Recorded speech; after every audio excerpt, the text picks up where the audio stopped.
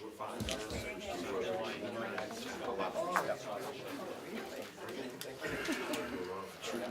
going to call to order and open this public hearing as required by New Hampshire RSA 2423 for the purpose of giving the public an opportunity to hear the presentation of the Carroll County Commissioner's proposed budget for 2018. Edie, you want to lead us off in the pledge? I pledge allegiance to the flag of the United States of America and to the republic for which it stands, one nation, under God, indivisible, with liberty and justice for all.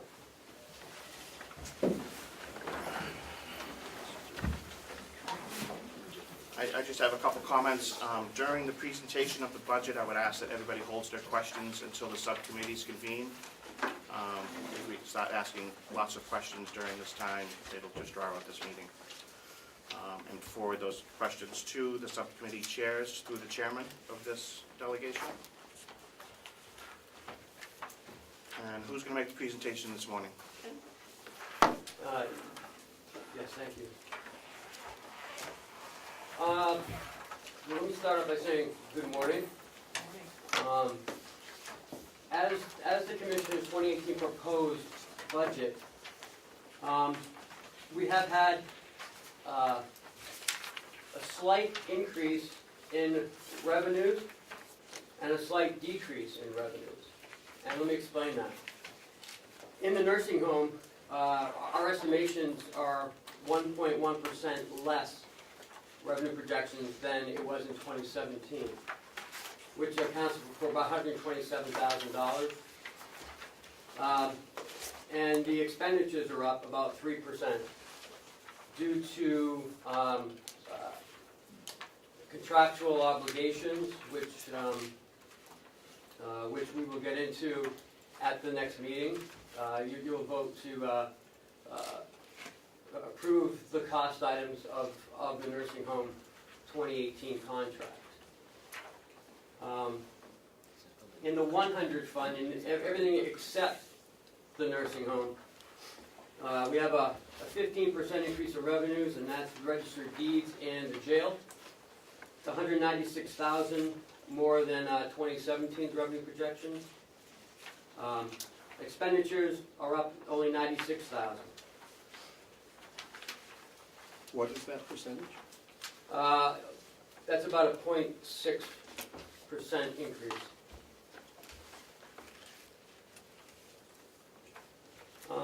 We've also supplied with the budget explanations on what each line item is, and that's the Excel spreadsheet. This is a one-time distribution. We will not be updating this, as that's not our budget. The budget is from the ACS system. This is just to help you understand what might be in those line items as you go through the 2018 budget. We have done a couple other things. We've noticed, this is my third budget that I've done for Carroll County. And some departments included all the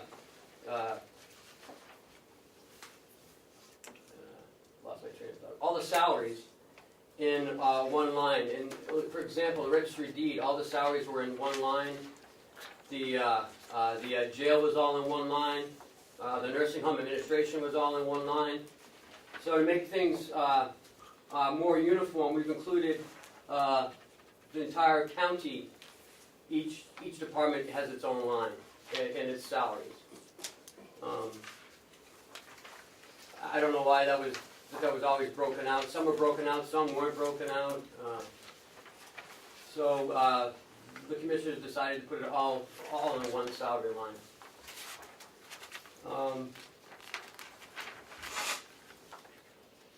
We have quite a few grants this year, and in the 200 fund, we're proposing about $854,000 in grant money. That's mostly the sheriff's. Third payout of the what? What page is that on? I'm sorry, it's on page 13 in the expenditures.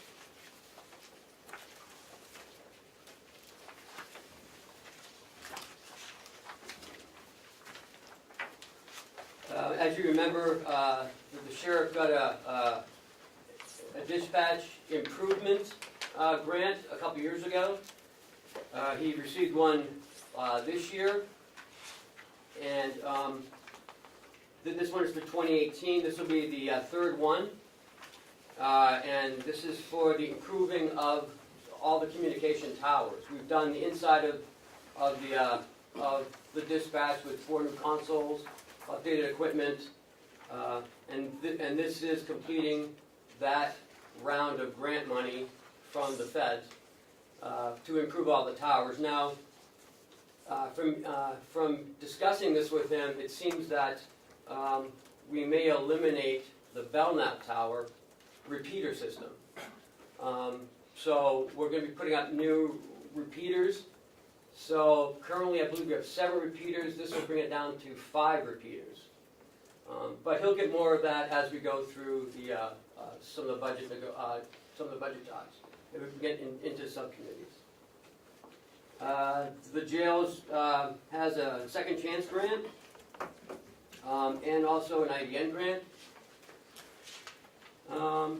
Also on page 13, I think. Yes. And the victim witness grant, we have that again as well. So jail has the IDN grant for $85,000 and the second chance grant for $112,500. Now I'm in the process of doing the grant cheat sheets. It's a 1-page.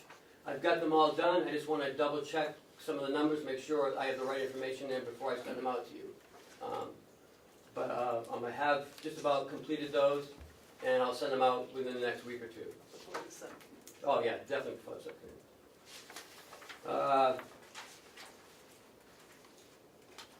In the salary lines, we've the commissioners have included a 3% increase for non-unions, non-union employees. Last year, it was included in a separate line, which became a little convoluted because it was we had to apply it as a credit to that line. So it doesn't show it up as being an expenditure. It just shows it as it credited that line.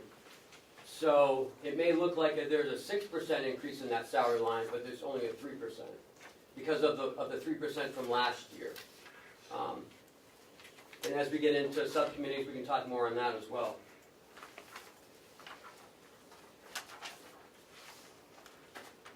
In the nursing home revenue, we have been seeing quite a bit of skilled care, and also our private pay is doing well, as better than could be expected. I lost my revenue sheet. We did change a little. We did change a few of the numbers for our Medicaid. Doesn't look like we're going to make the projections this year. So we've downgraded that revenue projection for next year as well. Oh, I had it here a second. Oh, I got it right here, Melissa. Thank you. The sheriff's revenue, he's increased his court bailiffs. So we should be getting another $30,000, but that's a wash anyways. It's in, we pay it out and the state pays us back. But it looks like we're going to be incurring more costs. And I believe I was told that we have a full-time judge here now, so that may help.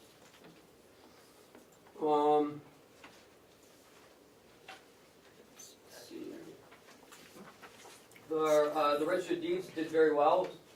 As of November's revenue intake, we're 7,000 above the projections.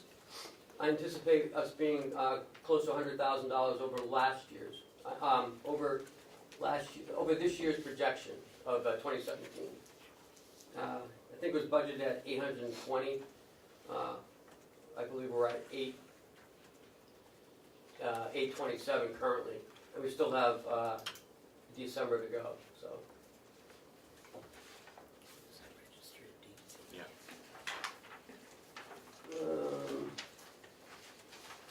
You'll notice some things in the expenditures. Last year was our last year of paying off our jail bond. The $530,000 reduction there, as well as some interest expense. Also, What page are you on, Ken? I'm sorry. that's his expenditures. Yep. I see everybody flipping, so. I was just going off the numbers. It's on page 10, Thank you. down at the bottom. As you noticed, last year, $530,000, it was retired, as well as the interest, which is right above that, which was $23,000. Also, we reduced our tax anticipation notes, interest payments. We've been doing very well this year. Currently, we've extracted almost 11 million out of our 17 million request proposal. Yeah. So I reduced our interest expense to be relevant with the hope of our interest rate that we get. And having a $4 million fund balance really helps us in the beginning of the year. Talking about that, the commissioners have proposed $747,685 to be taken out of fund balance to offset the budget, so there's no tax increase for 2018 as well. Where is that, Ken? That would be on, that would be in expenditure, revenue, on page 2.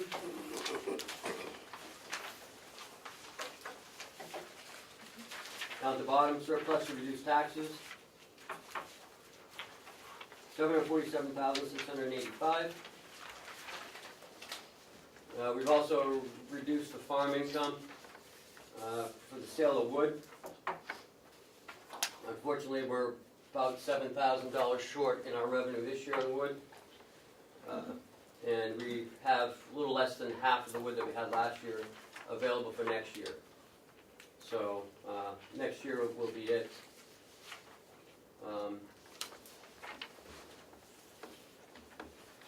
Let's see. Yeah, that's about it. I do want to mention something else, that we have a capital improvement plan, 5-year plan that we instituted last year. I've updated it with this year's. I have that here.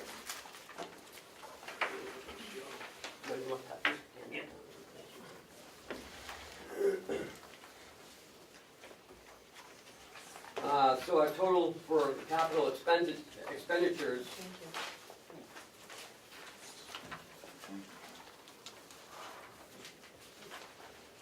is on page 12 of the expenditures, $652,515.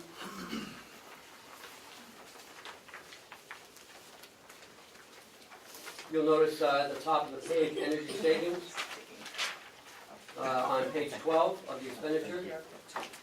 It shows $115,000 for energy savings. That's the Siemens Energy Group. They came in and did well, Bob, would you like to explain that really quick? Sure. The energy savings. Siemens, we contracted to come in and do an energy audit on the entire campus. What they're going to do is look at the energy systems, in lighting, heating, air conditioning, building envelope, anything that relates to energy, and see where we can save money. And they did a preliminary audit. We're going to be doing a deeper mechanical audit soon, but the preliminary audit came up with $1.9 million in savings, or What? Sorry. they came up with $1.5 million worth of savings, Yes. and that's going to include new air conditioners, new lighting for this building, new boiler. They're going to be doing an awful lot of work for a sum total of 3.9. Yeah, it's almost $4 million worth of work. And this is stuff that has never been changed out here. This building's 40 years old. Our roof is 40 years old.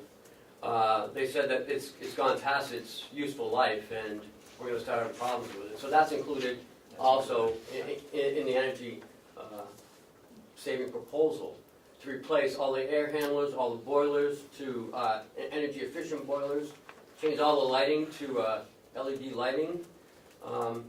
So we're looking at cost savings of about $115,000 a year.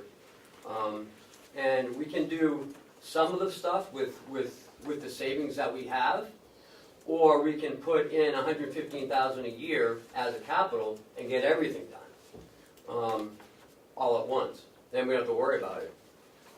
And the savings, the energy savings, will offset some of that. So we'll get $4 million worth of improvements to our infrastructure for about $1.5 million, or up to $2 million. And, sorry, Ken, is this part of this budget? Yes, it's $115,000. So it's in here? Yes. On what page? It's 12. It's Come on on, page still on page 12. 12? Just wanna Page make sure 12 of the everybody- capital, says energy savings. And do you have pass outs for everybody for this line? We haven't finished working. Right, We we're, haven't finished. this hasn't been completed yet, they're still working on it. We're looking at a March or April, Can't wait till April. Yeah, we have to have it before the end of March to make a decision on that. right, I know, but as we go through, as we go Yep. through the Will process. be updated as needed. I mean, if we don't do it, we don't do it. I mean, Well, it's, okay, so, Yep. we're still in the preliminary stages, but they do have some really good numbers. And they've spent quite a bit of time here, two weeks anyways. A lot more than that, a lot more than that. They're coming to spend some more time in the near future to really get into the air conditioning and heating systems. Great. This is all work that we're gonna need to do anyways, one way or the other. it's coming. It's coming, capital improvements. We've got systems that are at the end of their useful life. This is a mechanism to do this for a lot less money than just paying for it out of our pocket. Correct. I would just ask that the delegation be kept up to speed at each interval, so we're not getting all the information at our last Right. budget meeting. Well, this is just like a preliminary Right, but- introduction as to what might occur in the next. Right, but they must have given you some paperwork or something that we should probably get beforehand. Right. So we can They're- follow they're- along. They're just doing their initial audit. Okay. All right, just make sure that we're, As soon as we get some hard numbers, absolutely. thank you. We want to keep this Quick project question. moving forward. Very quick. so we- Thank you. You're welcome. How was the energy audit group chosen? That was, we actually put an RFQ out, submitted, we interviewed, we had three companies submit. Representative Cordelli was on the selection committee. He interviewed them as well as us, and it came down to Siemens Energy. Excellent. And the commissioners entered into a contract with Siemens. Thank you. Thank you. We don't want to.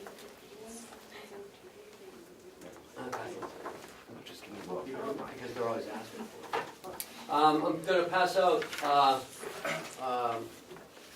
all the new equipment from all the departments.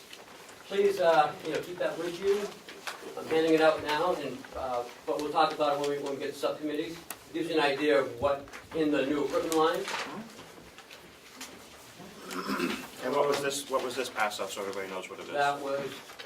That's capital improvement plan. This is new equipment. So that's new equipment for each department, Ken? Yes. Will the breakouts for each subcommittee? Or you want this to be the main? That would be the main.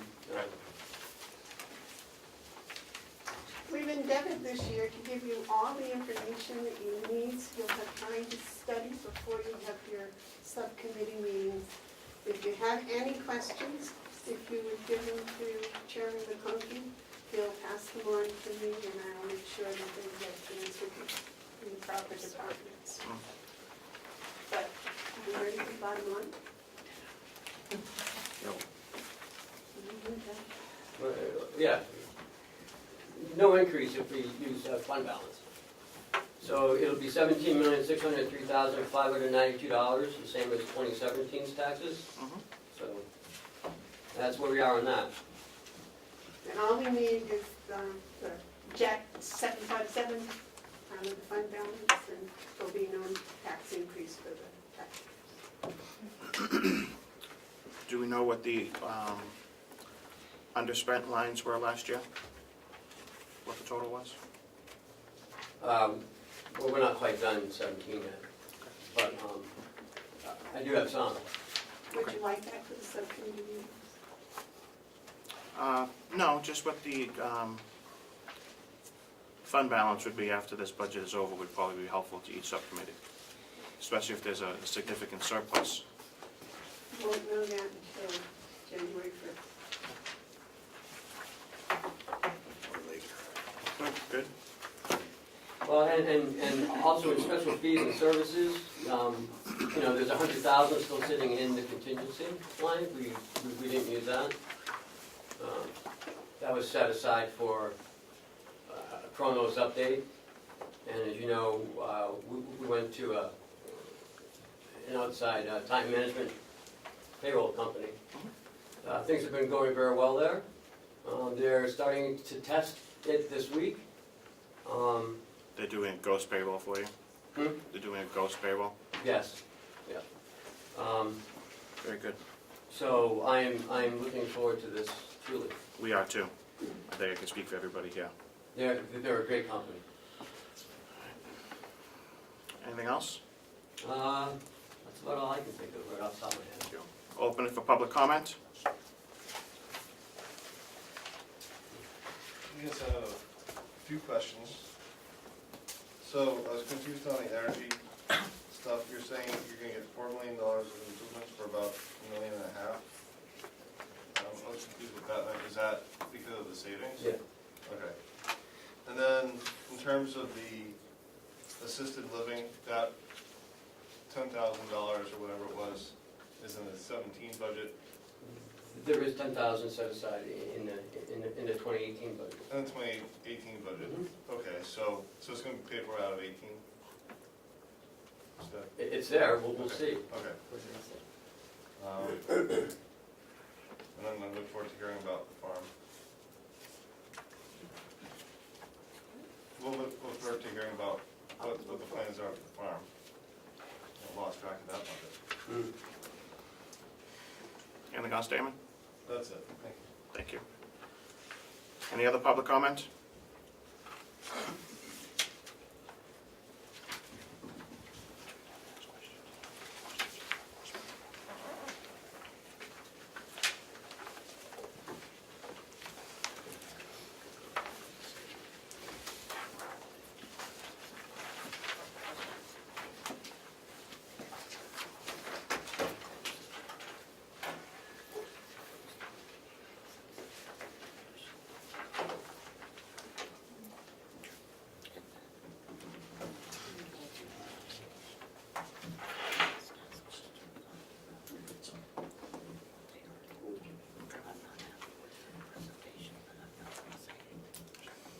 I'm going to close the public hearing, seeing no more further public comments.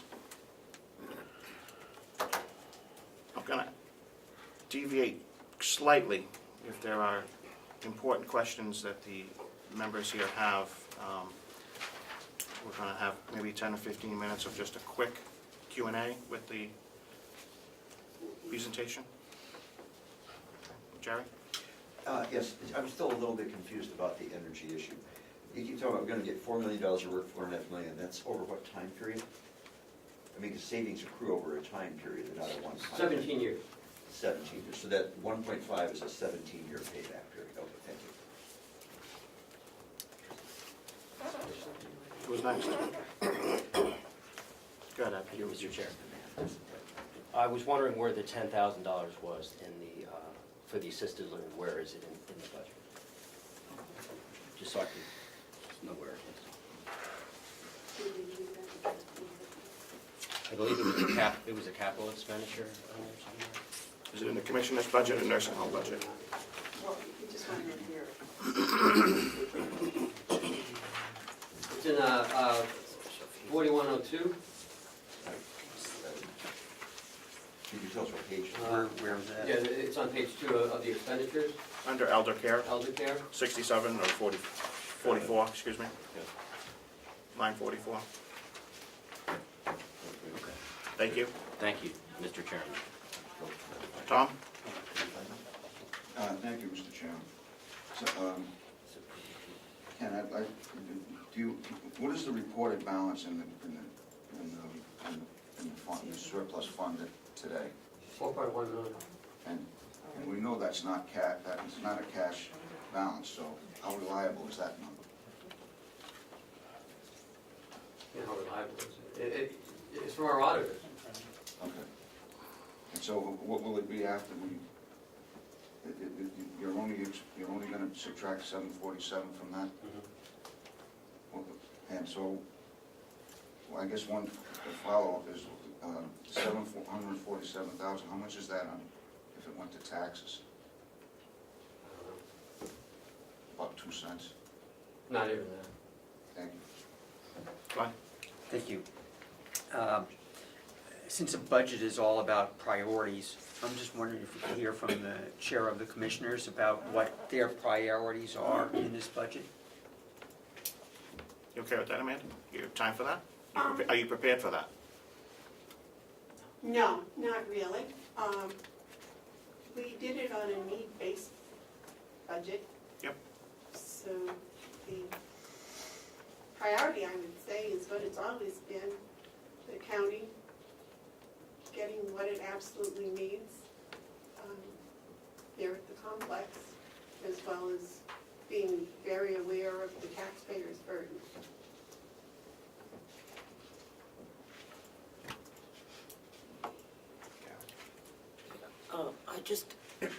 I had a question on, you said that the labor contract has been negotiated with the nursing home, is that what you said? Yes. Okay. And when are you expecting to provide that to us? At your next meeting. Well, we may not have a next meeting, right? I mean, we're going into subcommittee, so. Yeah, I mean, it's April 1st, so. Okay. And we have not gotten a copy of that contract, have we? No. Are we going to? You'll only get whatever some of the cost items are, that's what you'll get. Not the rest of the contract? You only vote on the cost items. That's all the delegation votes. The commissioners approved the contract conditional on your appropriation. I mean, you can have the whole contract, but you don't vote on the whole contract. I certainly understand that, Mhm. but I do think that it's important that we understand how the cost numbers were arrived at based on what was in the contract. That's public information, so certainly it's. And the other question I had is on the 3% increase for non-union. Mhm. This is the merit pay? Yes. Or is this something else? It's a merit pay. Okay, so it's not a 3% across the board increase? No, Is it's that not. correct? Well, I'm just, Only if you get you a said it three or was, above. you said there was a 3% increase for non-union. Right. And so that's why I asked the question. Mhm. And so this is for merit pay? Yes. Okay, and if I'm correct, last year you spent all of the money that was allocated. Yes. And so you anticipate doing that same thing this year? Yes. Currently, we haven't had any issues with our non-union.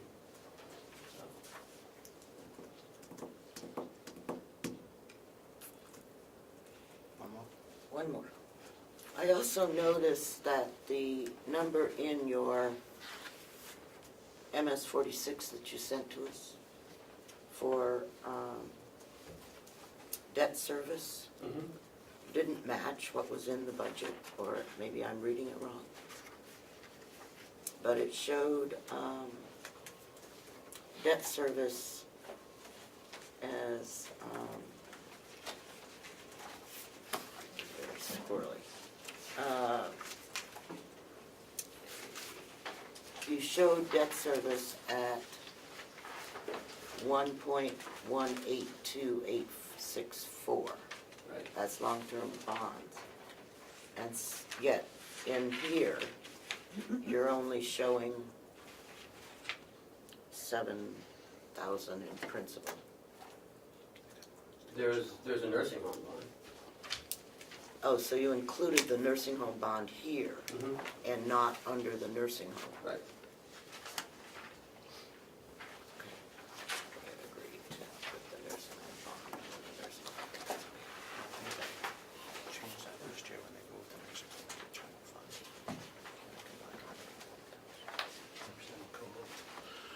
Thank you. Jerry was first, sorry. I didn't have my hand up, I was. I hope nobody's offended that I'm being kind of casual here. Well, point of order. Point of order, Mr. Really? Chairman. True. Okay, Point of order, Mr. Chairman. sure.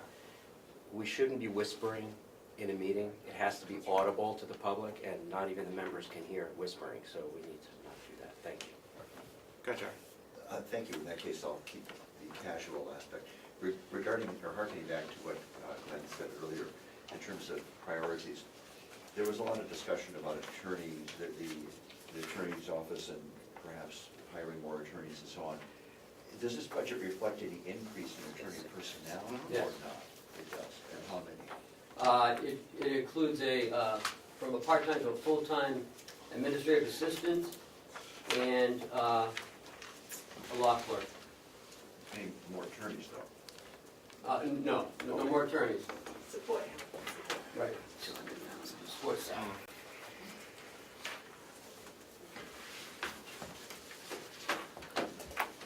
Seeing no more questions, we'll move into our regular agenda. Mr. Chairman, Yep. if you're agreeable, could I request that all the documents handed out today be sent to me electronically so I can distribute them to the rest of the delegation this afternoon today and have them on file? Okay with I that? can't hear her. Can we have all of these pass-outs today electronically mailed to Melissa so she can send them to the members that were absent today? I believe I sent them all except, I'll send you the new equipment and the capital plan. And also the line item detail spreadsheet, is that okay? Oh, I didn't send it to you on Friday? I didn't receive it. Oh, I'm sorry. I didn't receive it. Okay. I sent it to her, and whatever she does with it. Thank you. You send it to the secretary? Yes, and she sent it to, well, I sent it to the chairman of the delegation and to the secretary. I was And then she disperses it. I was confused when you pointed and said her. Well, you're being casual, so. I apologize. It is quite a bit. Thank you. Yep. There was a question on the minutes. Karen, do you want to address those? Sure.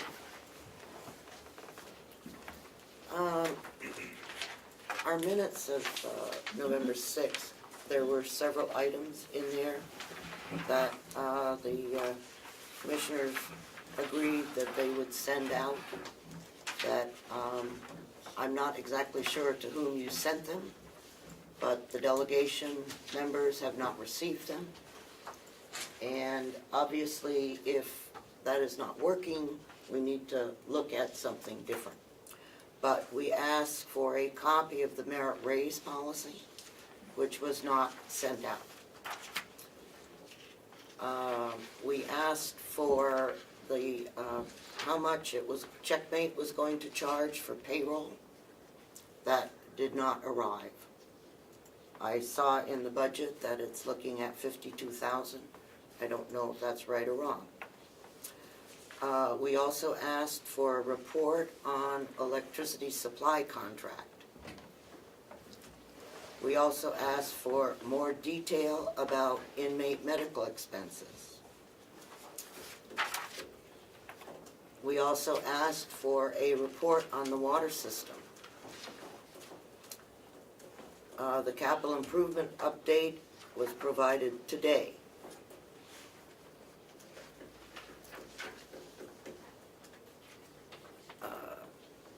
He asked that the commissioners or the administrator supply a response to the New Hampshire Department of Revenue audit recommendations and an update on the status of the 2015 audit recommendations.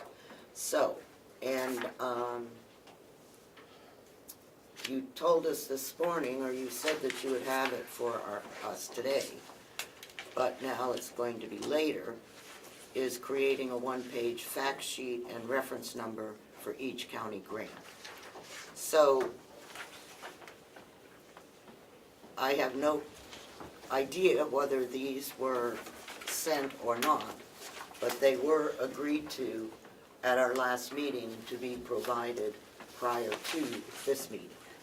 And so, I don't know, maybe you didn't receive the minutes, but you took notes during the meeting, and I'm just a little concerned that you have started a new procedure and it wasn't followed. And so I don't have a problem with what the minutes said. I have a problem with the inaction of the commissioners and the administrative person in relationship to what they promised at our last meeting. So I will move that we accept the minutes. I'll wait till you get a second. Second. Discussion, or? Yes, or discussion. Yes. You have a recommendation to change the minutes? Yes. Thank you, Mr. Chairman. There was discussion and at the meeting, and I supplied a list of questions related to the payroll service. It says that they were to be entered into the record per the minutes. I would like those questions attached to the minutes if we could do that. Okay, Melissa? I'm just looking at it is certainly okay. I'm just looking to see if I included it in the list of attachments at the bottom. I thought I had payroll outsource questions. Yeah. That would be the correct They one. are? So I listed 8 attachments at the bottom of the minutes. Okay, maybe I missed that. So, So if they're there, that's fine, thank you. okay. They weren't on Yes, number 3. And I asked, we can talk about it after. Maybe? Or do you want me to go for it? Are they on the minutes? Yeah, because I didn't receive any of the attachments. Did anyone Yeah, else? the attachments weren't attached. Yeah. Yeah, the attachments weren't attached. They were just listed. What I hope the process would be, and it's not really appropriate for the delegation perhaps to drive the process, but I would send the minutes to the business office. They have access to all of the documents listed as attachments, and they would attach those, make that part of the public record in the book downstairs and on the county website. So anyone watching the meetings or reading the minutes could have that reference all in one document. I would probably recommend we have it all in one document Mhm. without attachments. That way there's no questions. She doesn't have the data. She Yeah. doesn't have. I mean, I do have those. It's just making sure that they get here as well as one packet and on the website would be helpful. All right. Do you have a second for your, No. or was there a recommendation for the minutes? That was Are just you my looking only for a question, change? was about the questions that I had submitted. And if they are one of the attachments and they get added to the document, that's fine. Okay. Okay. I can do that in the future myself and then make sure. Motion to accept the minutes? I'm sorry. Yep. Sorry. All those in favor? Aye. Opposed? One abstention? 2 abstentions. 2 abstentions because we weren't here. The subcommittee assignments, they're basically the same. One change was I put Edie on one of Jerry's, I think I put Edie on the sheriff and took you off the sheriff, Jerry. Okay. Yeah. I can send the formal list out, but no other changes were made. So I am on the show. I don't know where am I? if you look at the handbook, I'm sorry, I speak, Yeah. the delegation handbook that was sent out, it's only draft form, but about the 5th page has a listing of the subcommittees as of November 6, that the new one? 2017. And so that handbook No? will list Oh. Yes. who is currently on which subcommittees and who the chair is. So, I saw that, I didn't see me on It's the latest I received from Representative That's what I was McConkey. so asking. yeah, no, you would be going then in sheriff. Yep, you're on the Yeah, sheriff's. So that's what I was Place just. of me. I'm still in the Okay. jail though. Yeah. You did a good job on the last year, was no need no now? We still have room for you. So JK in jail, got it. Any questions on the assignments? I was just, wanted to double check which subcommittee was doing the capital expenditures, because I was interested in making sure that we go over the energy That's savings. mine. Okay, That's, Multi 1 and 2? no, Yeah, okay. multi-two. Multi 2? okay, great.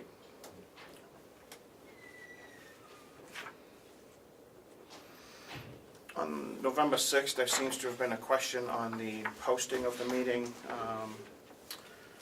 I'm just going to ask for one vote to reaffirm the votes taken at the November 6th meeting for the people that were here. I move that we reaffirm the, so we'll have to do that in convention, the votes that were taken on November 6th. All in favor? Aye. Abstained? 2. 3 abstentions. Point of Representative interest, I do have evidence that it was posted on the 17th at the county Well, website. the chairman had a question, so we're just reaffirming our votes to follow procedure. Did you want to abstain from the minutes? I'd abstain for the minute vote as well, it was an abstention.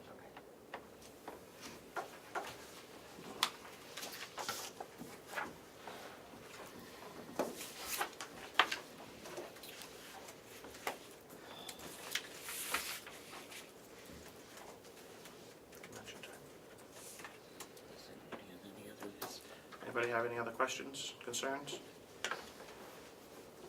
Ed? Mr. Chairman, thank you. Are we going to quickly go into convention to ratify what we just did? Yes, we're just Thank you. making sure if any had any questions, Thank you. we would address them out of convention.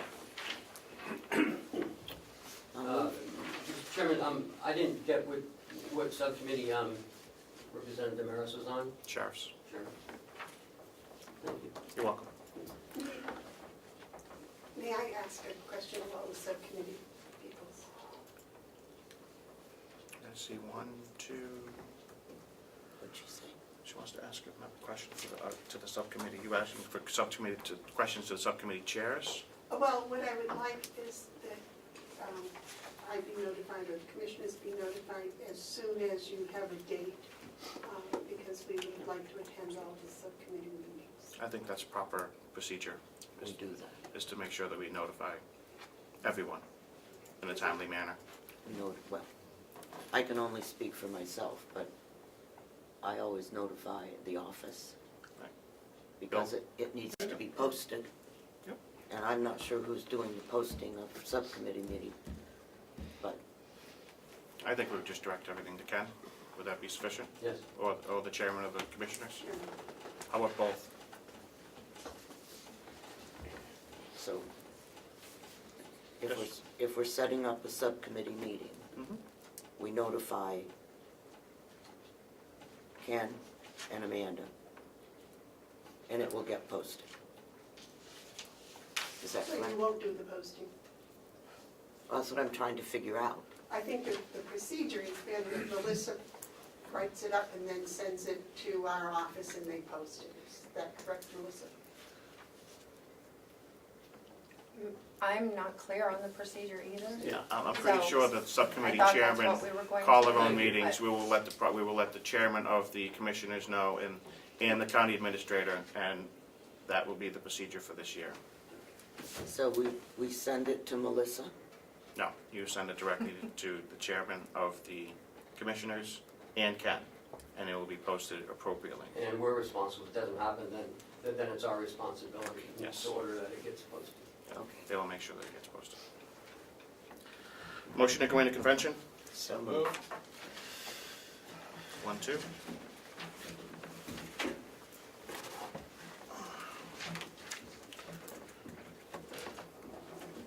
I think we just have the minutes to do. The information. I will move that we approve the minutes from November 6th. Second? All in favor? Aye. I will move that we reaffirm our votes on the motions that were made on November 6th. Second. All in favor? Aye. Move to come out of convention. Second. All in favor? Aye. Are we going to plan another meeting at this point, or are we just going into subcommittees?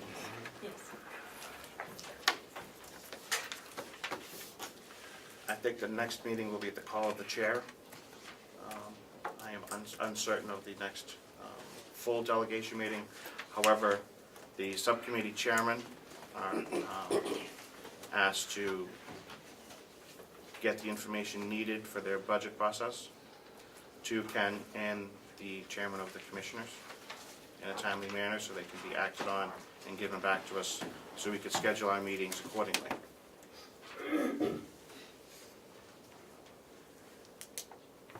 Representative Butler. Thank you, Representative, Mr. Chairman.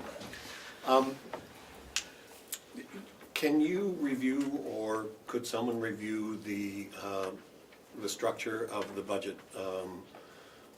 deliberations and the deadlines? So April is the time when, well, end of March is when the budget has to be completed. March 30th has been, I think, is the deadline. And there are no other set deadlines except that we need to deliberate each piece of the budget and decide it and bring it to the full delegation and the commissioners. I think that's how we've done it in the past. Okay. Thank you. You're welcome. Mr. Chairman? We still have a fourth quarter meeting sometime in February, so that's when I'll present the sheriff's contract and the nursing home contract for ratification from the delegation. The sheriff wrapped up his contract a couple weeks ago, about the same time as the nursing home wrapped up there, so. And we will have We those. get both of them. We'll have those well ahead of the next meeting. Yes. Copies of the contract. Yeah. And we're also going to have the information that was requested on the 6th provided in a timely manner before that meeting as well. I have most of that here now. I don't know if you want to hear it. I will here for the report of the water.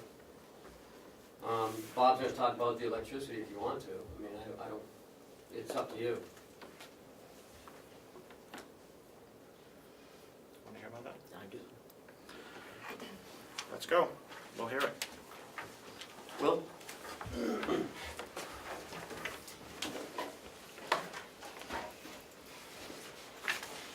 Morning. Not exactly clear on what you wanted from the water, so I've just put together an overview of what our system is. Maybe some of the new members here aren't sure what we do with the water system, so I'll just kind of update, review of what we have and what we do. And then I've got a couple of future projects that we're looking for towards 2018 also. Basically, we have approximately 50 customers, give or take, on our water system down in the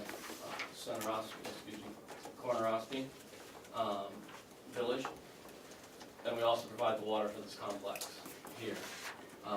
We have 3 different wells that feed into the reservoir.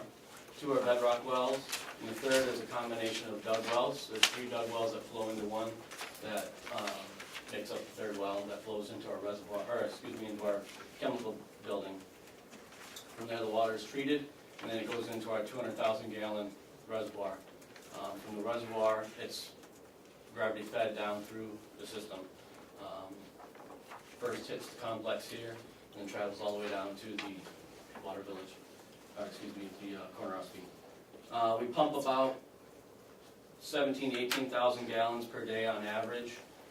We do spike occasionally, second or third quarter into the 20,000 gallon per day range.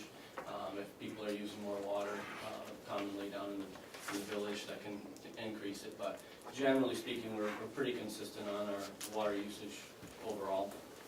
The meters are read every quarter, and customers are billed accordingly. We have a SCADA system on our water system, which is a 24-hour monitoring system of our water, so if something's going wrong, it gives me an idea. It sends it directly to me, a text on my cell phone 24/7, and gives me an idea of what's going on. A good example of that, if after 3 or 4 o'clock, someone tries to enter the building, it'll set an alarm off that tells me someone entered my treatment building. If one of the pumps isn't, if there's a low level because the pumps didn't come on and the level's gone down, or there's a fire in the village and they've sucked out too much water and we're really low, it's going to send me a low level alarm and let me know that something's going on. So that's an example of what happens there. And then we do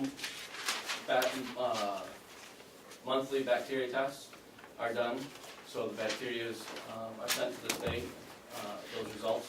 And then quarterly, the state DES regulates what we need to test for, so we quarterly do that. I also have several bits of paperwork that have to be done. We have to report quarterly usage to the state. There's the disinfectant byproducts that have to be quarterly reported, so there's several different quarterly reports that I send to the state also. The system's checked manually 2 to 3 times a week by the DPW staff, so we manually go up there 2 to 3 times a week to check the system. And that's checking the reservoir, seeing what the level's looking like in there, that's checking the chemical levels, that's checking just an overall visual to make sure things are, there's no leaks and stuff happening inside the building up there. The chlorine residual is checked 3 to 4 times a week usually. I mean, it's not uncommon that we check it almost daily, just to monitor how that's going, to make sure we don't have any problems. That's very important to have the proper chlorine residual in the water. So that's, the fire hydrants are flushed usually annually, and that's coordinated with the fire department. We just did them a few weeks ago. The Corner Ossipee Fire Department does those and coordinates with me. When there's any problems that need to be fixed, like we had one, then my staff and I go out and fix the fire hydrants. If someone hits one with a car this time of year with the bad roads, we go out and fix those. Any meter issues from freeze-ups to disconnects, that's all done by our staff also, so we'll go install new meters if we have to, or freeze plates commonly for freeze-ups. So that's basically an overview of what we do, or what we have for the system. Future projects that we're looking at that's in our proposed budget for this year, an extremely important one is to have our reservoir cleaned and inspected. That hasn't been done in an extremely long time as far as I know, and it's needed. It's very important to have done. We've got a private company that'll come in, assumingly, obviously those kinds of things go up to bid, approval and all those kinds of things, but the company that'll come in and do that. And then also the road going up to the reservoir is in really bad shape. We have to get up there, and we also need to get, like propane trucks, for example, need to get up there to fill the propane tank, which runs the generators, emergency generators for us and the sheriff's department, the repeater tower, and the building itself. And those companies are continually almost at the point of refusal to go up there because it's just too hard to get up there. Generally, we have to go in a 4-wheel drive truck and to get up there.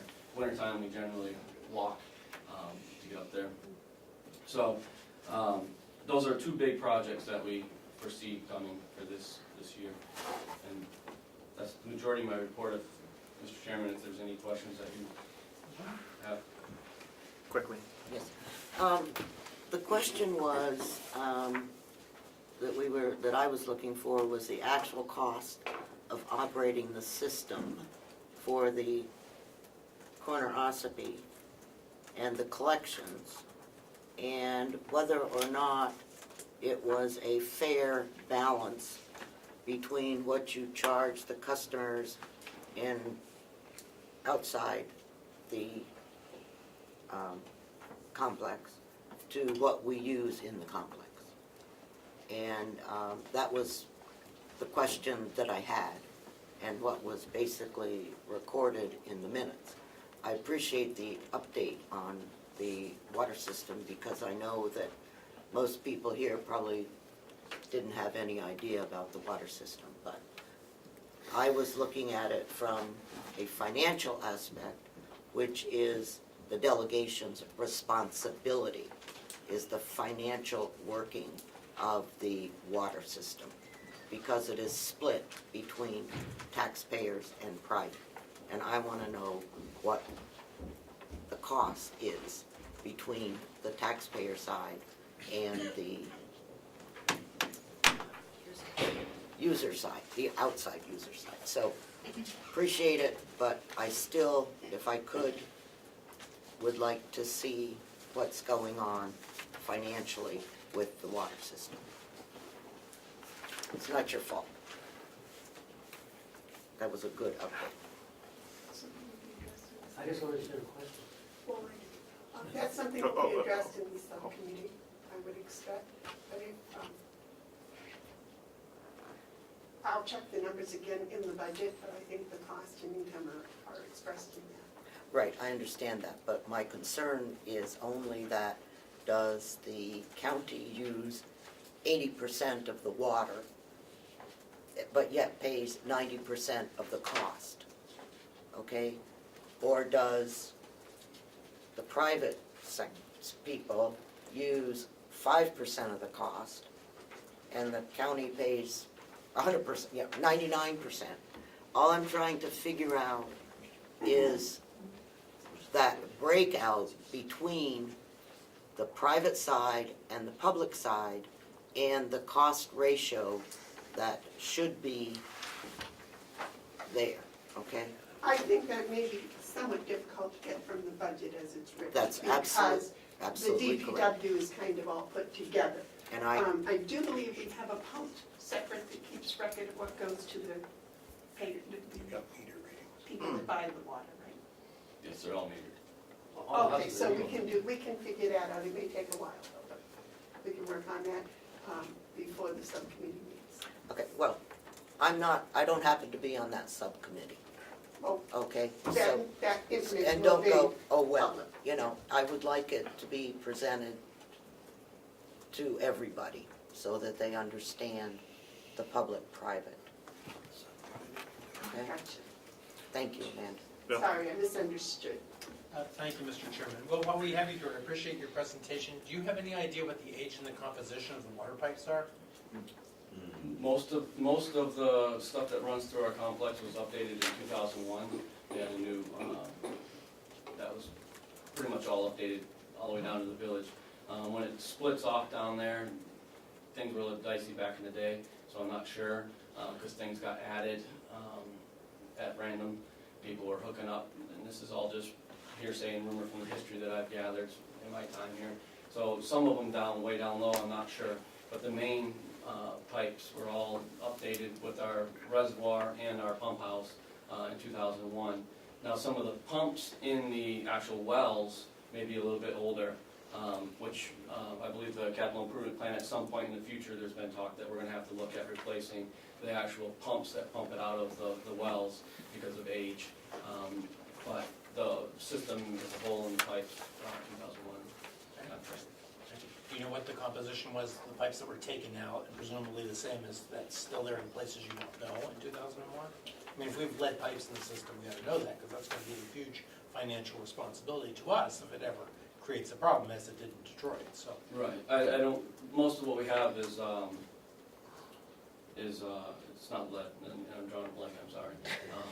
Is it probably it's cast or is it, No, it's Ductile lines, Ductile. that's what I was working on. We don't, as far as I know, for the most part, we don't have any lead in ours, and we are tested, I think it's about every 2 years that the state mandates us for lead and copper testing, and they've all come back within the levels that we're supposed to.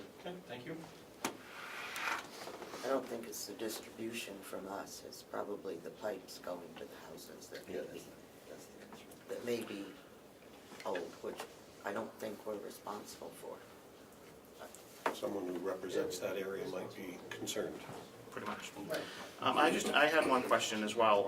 I see water department income, but I don't see water department expenses. I think that would answer some of the questions. And where would that be budgeted in the expenditure worksheet? Well, because we don't have a clean water department. It's all in the, We just have $1,000 for chemicals, right? Correct. I mean, if one of those pipes bursts downtown, we don't have the equipment or anything to fix it. We don't have the funds to fix it. I think that would be part of the capital improvement program, maybe, putting some money away for that, contingent, not contingency, but for those particular things, to either hire in the equipment or an outside company to come Well, in and fix that's what them. we have to do. I mean, we did look at it last year, at having an outside company provide service, but it was $18,000, almost the cost of operating the water system, you know, by ourselves. But we still have to pay for all the, you know, the labor to dig up the road, to replace the pipe. I mean, it's still you still have to pay that cost. So it was more expensive, actually, So it's to have an outside vendor do it. So it's $18,000 to operate the water? To just be here 1 hour a week. Anything else, it was on call, they would charge us mileage to come up, and the time to investigate the issue, and, you know, the commissioners just didn't want to do it. I'm sorry, Representative Umberger, I didn't hear what you said. I said if a water pipe breaks, you gotta take care of it, Right. and you gotta find the money. Oh, okay. That's Okay. all I we'll said. come to you. Yep, absolutely. So, you know, we don't have the expense for that. And, I do have some figures that I worked up when I was trying to get the water department separated from the DPW. I can pull those up and see what those were. I think an actual P&L, because Remember, technically this is a business, we're charging people for water that we provide. It should definitely be tracked a little more closely, expenses and income. well, I get the income. I know, I see that, I get But that. I don't know if that's, you know, if that's enough, it's not enough. Should we have a contingent?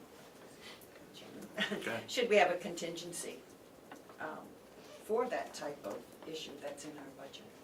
Well, I think that the, Or do you use the general contingency of the county budget? I'm just learning. it would be up to the administrator to find the money right now. I think possibly a fund of some sort, because the water system is getting older. And, yeah, pipe breaks, I know what it costs the town to fix it. So, I would look into that in your capital improvement plan. That would be a recommendation.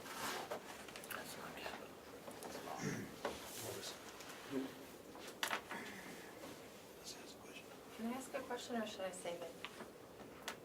Kind of question. About the water system? You can ask me. I'll Okay. ask. On the expenditure sheet 12, capital expenditures, and the DPW, 106,000, is that just for the upgrades?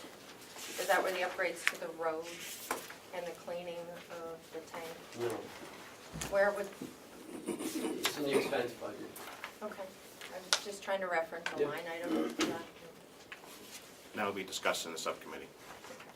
Asking for line items. Can find out.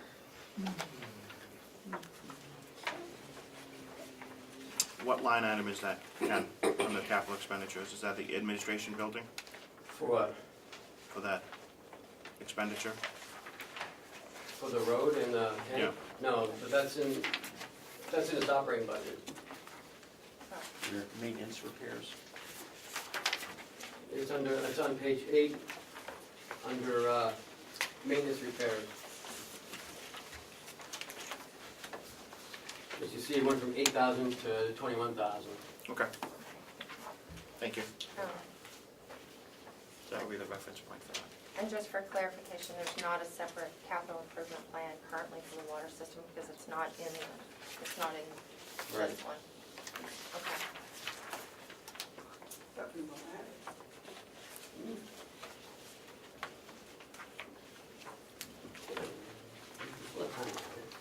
Yeah.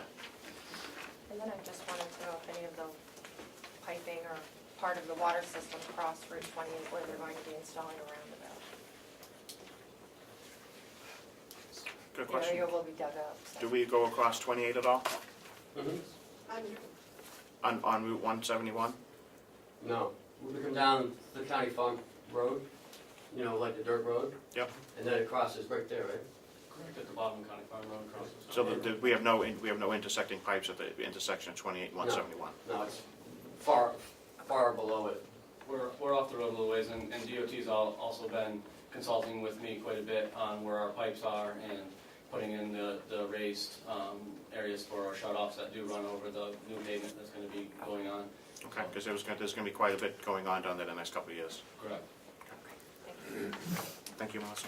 Mr. Chair. Glenn? Thank you. I would just point out that under interest expense, we are paying interest What page are we on? on. What page are we on? I'm looking at the spreadsheet, page 10. There is interest being paid on a water line upgrade loan. Yeah, that's in 2001. Right, so there was questions about the water lines, so I just wanted to point that out. Page 10 on this, Sorry. I just want to make sure everybody got the same, looking at the same thing. You get 78 for the actual payment, and then you got Yeah. 51 for the interest. It looked like it was a 30-year bond. Yes, it is 30 years. Thank you. It's SRF.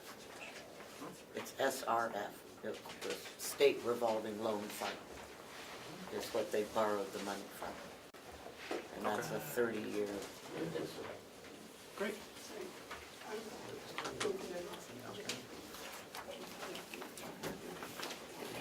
Yes, they got other stuff for us. Did you want to talk about the electricity con, just quickly? Sure.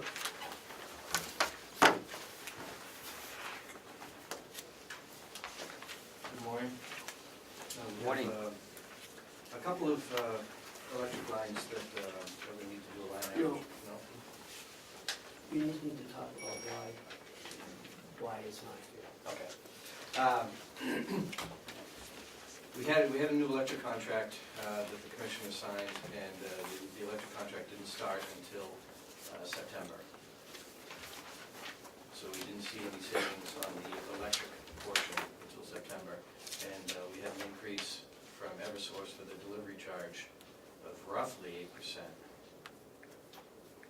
for the year 2017. So in August of 2016, it was 8.26 per kilowatt. A year later, it's 8.78 kilowatt. Right. So consolation rate, it was 10.3, and we signed up for New Hampshire Power for 24 months at 0.079.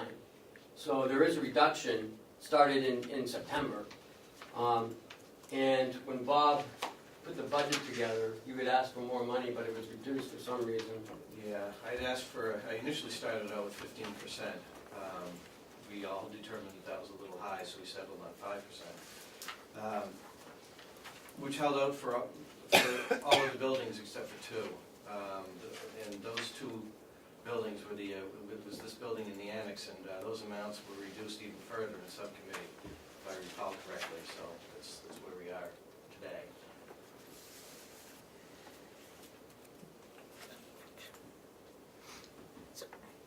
Good, Karen. So we are receiving our electricity at the point zero, 7.9 right now. okay, 0.79, okay. That's for the electric cost. Yes. And what we pay to the or not the co-op, whatever, Eversource, yeah, that's an addition to that cost? Yes. Correct. Okay, and that's what went up? Yes. Okay, and so our bill for September or October, did we see a decline or an increase? We saw a decline and an increase on the Eversource portion and a decline on the supply line. But overall? Overall, it's still up about $137. Eversource went up more than the reduction that we received. And we didn't budget enough, or the budget was reduced in this building and the annex, and those are the only two that we're short on right now.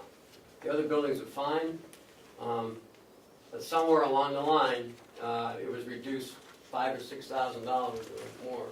Yeah, the jail and Mountain View, those budgets were left alone. We got the 5% increase and those budgets are fine.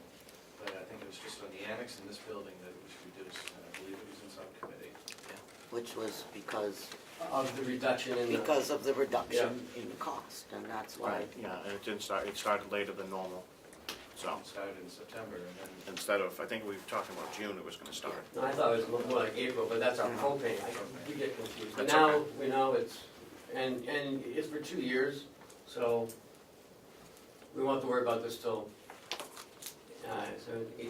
the end of 19. Well, of course we'll have to worry about it, because your costs have gone up, according to what I read. But in this budget, we have budgeted for that. In 18? Yeah. But we don't know when Eversource is going to go to the PUC to get an additional transmission cost update. we never know what they are. We never know. What happens. I know, Trust me, it's a large expense. I know. trust me, that's why I'm glad I have co-op. God forbid Eversource should Give us a tighten its break. belt. Well, they sold their power plant, so. Okay, you're gonna stick around for the executive committee too, in case you have more questions? If you want me to. Thank you. I'm sorry? If we have more questions in executive committee. And I think we have one, I think you just around for the chair. Howie as well. Howie, a presentation on the new transfer for the software. Do you want that now, or? Or an exec. An executive. We can do that in executive session. Okay, all right. Jason can talk about the inmate health, the inmate insurance, if you want to talk about that. That was part, there won't be any names or anything. Okay, as long as we follow the rules. So he'll talk about the inmate medical expense. Superintendent? Or,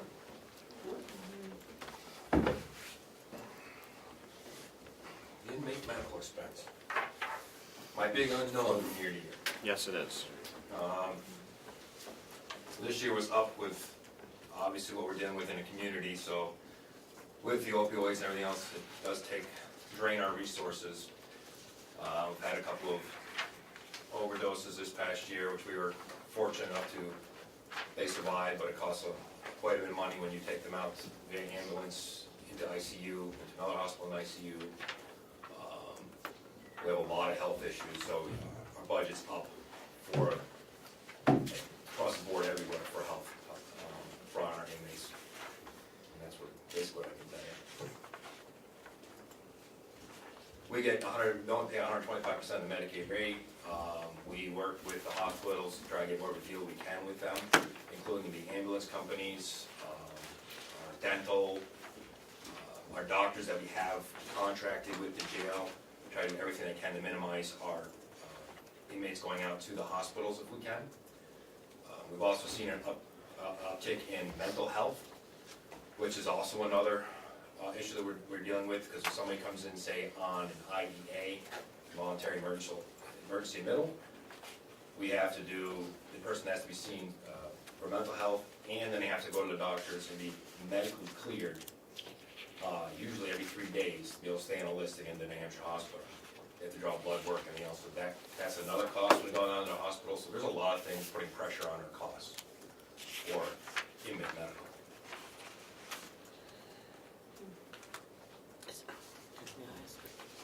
Jerry has first. How many people do we generally tend to have waiting on IEA, waiting for a bed in New Hampshire Hospital? I mean, do we usually have a person or two, or is this kind of an unusual event? No, usually quite frequently. If I had to say, it's 1 or 2, maybe 3 a month. And again, it'll depend, and it does take a while to get them down there. We've started with people at, number 50 in the queue and worked our way down to get them in there. Sometimes they present differently, we not have to take them. So if you have 2 or 3 per month, what's their average wait time to get in roughly? Are we talking about waiting for a day or two, or for a week or two, or for? A few weeks. A few weeks, okay, so that's in keeping with the other numbers we see around the state and with the hospitals as well.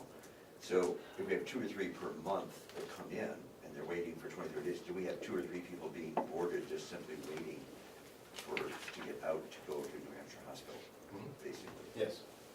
Because I'm currently serving in the involuntary commitment subcommittee, not committee, commission. We're meeting this week again, and that's, we're kind of looking at that. I did not realize that we were open. I mean, we have certainly issues of people being held in hospital emergency rooms. I will take it one step further. Yeah, please.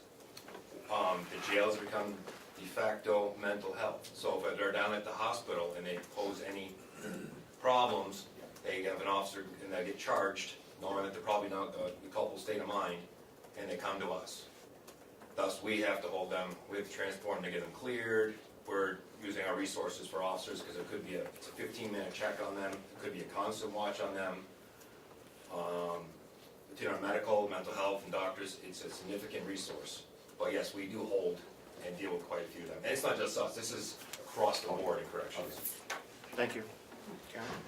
Thank you. These are all pre-trial confinements?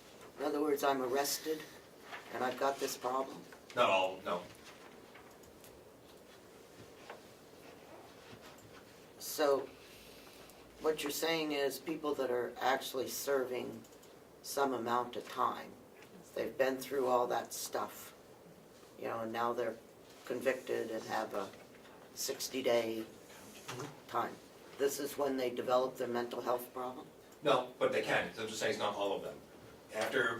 Normally people when they come in, most of them are co-occurring disorders.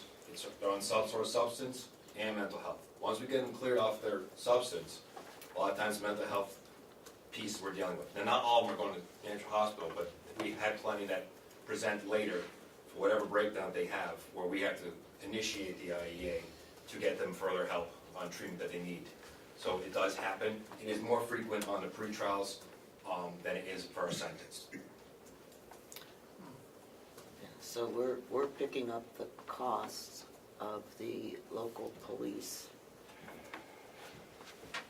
because they transfer the people to the jail as opposed to doing something with them.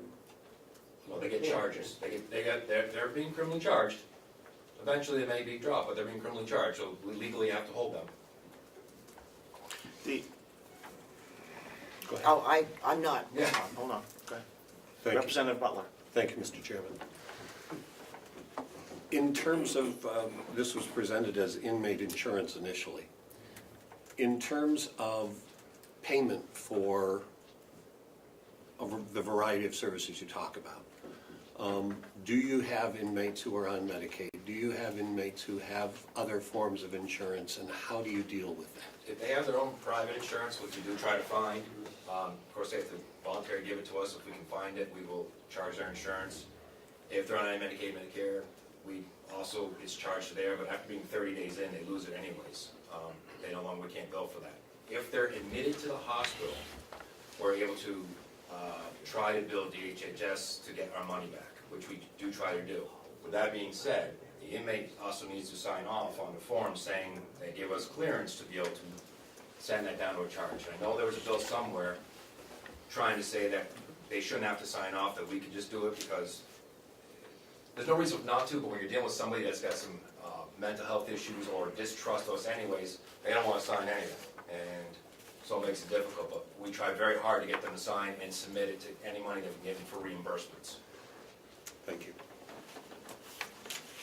Can I follow up a little bit more on this involuntary commitment issue? The reason I'm questioning is, around the state, we have about 40 or 50 people at any given time on this wait list.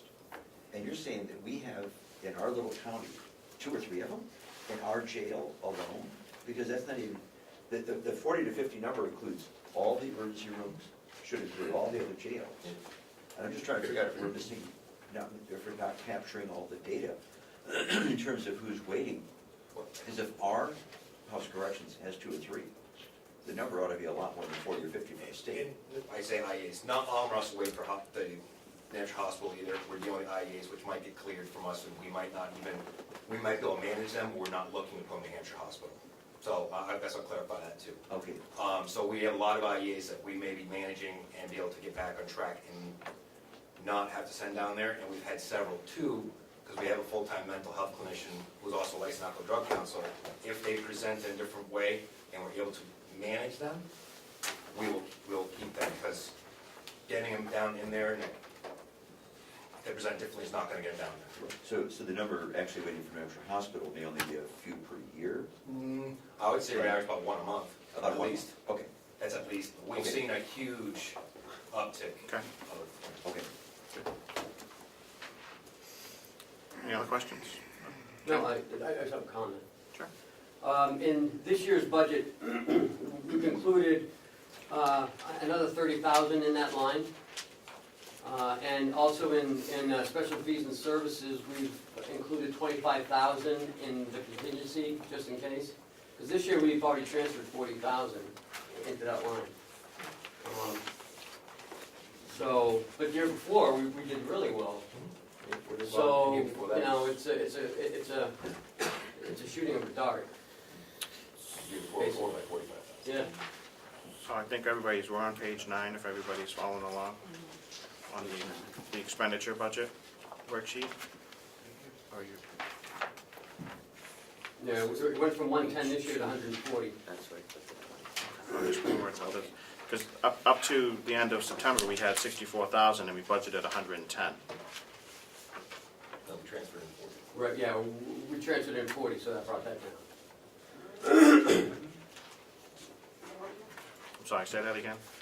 When you credit an account, it drops that down. So if you look at the transfer that we did,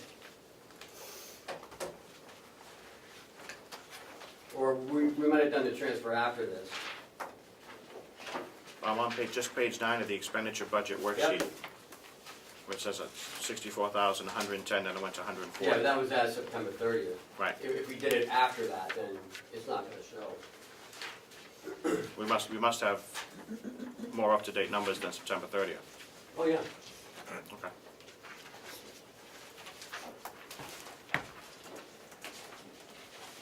Yeah, we had at September 13th, we spent 92,000. So we add the 40,000, it dropped it down to the 64,000. And we, Huh? Chair, Huh? I'm sorry, hold on. When you transfer money into an account, the line goes up. When you take money out of a different account, that line goes down. So it says the adopted budget was 110,000, and medical services supplies is 64,000. Right, but we can't change the budget number. So when you transfer in the 40,000 to the line from the other two lines, that credits that line. So it went from 90, well, it might have been more at that time, but at the time, it was 92,000. It dropped it down 40,000. So we still have, another $45,000 left in that account before we get up to 110. But the transfer sheets that I pass out show how much it was, and we agreed on that at the beginning of this year. We said that no line can be overexpended. So in order to make this, not make that go over, we credit the account the same way as the salary increases. You can't change the budgeted amount. It says that, you know, in the law, we all know that, and Frank was here to tell you that. So it credits that line and drops it down.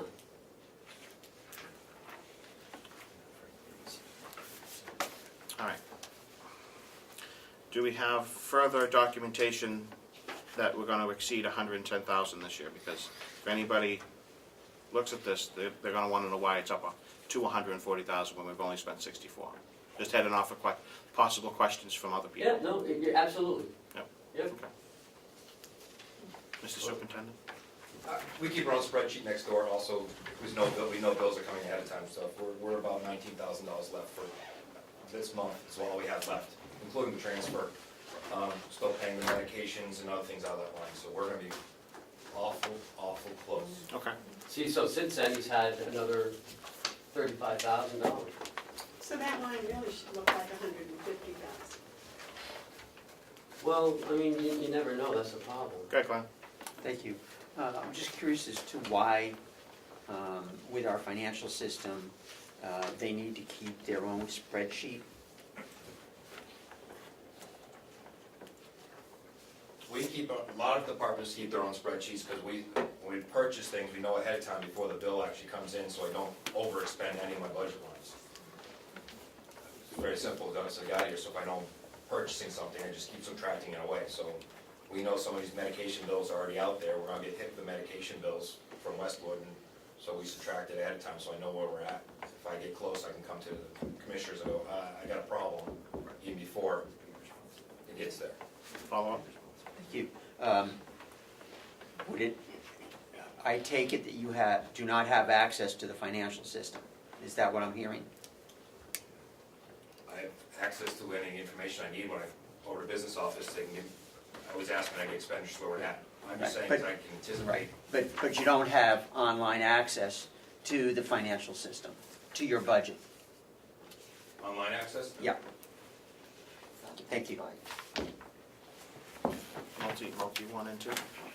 No, I just thought that we had approved upgrade of the fiber optic system Yep. so that everybody could have access to ACS, but That- obviously, That's a management decision, who has access to what. so, So, so why did I upgrade that if that was, oh, absolutely, they can see it. Yes, they can see it.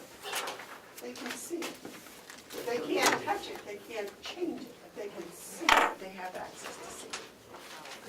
So they're able, just to follow up, He can have access to it. do we, so it's a read only, he can only read his budget and where it is? As of right now, no one has it yet.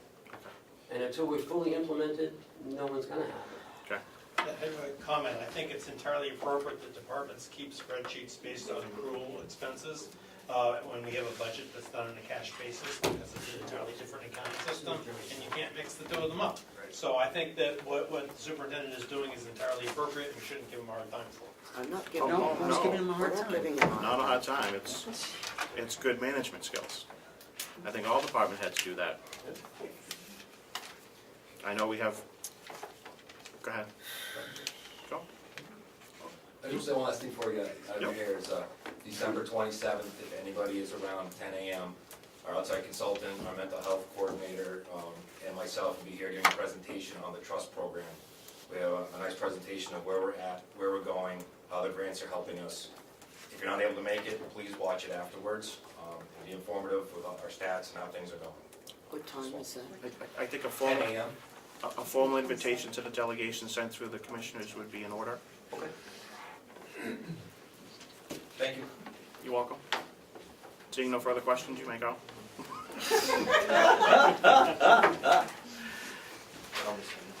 He's applying for teaching next week. I had a question on the budget format. Last year, we've made strides the last couple of years, and we were given a very nice detail last year of 15, the actual 16, the adopted budget, what we were going to do for 17. is this just for informational purposes and we're going back to this? I don't even know what you're talking about, because I can't see it. Well, he wants, We have the 5-column, 6-column expenditure worksheet, and then we went back to the old way of just 3 columns. he would like this for the subcommittee motion. Put in. Oh, We want this. Rather than, So it will be formatted for the subcommittees differently?